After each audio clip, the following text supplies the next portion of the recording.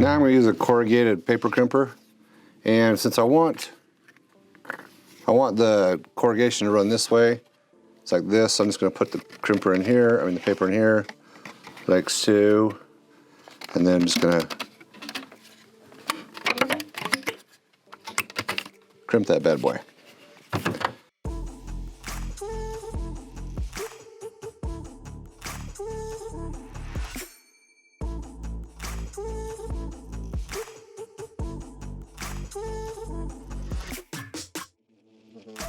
Alright, this is sheet styrene, and I'm going to use that because I want to dent this up a little bit.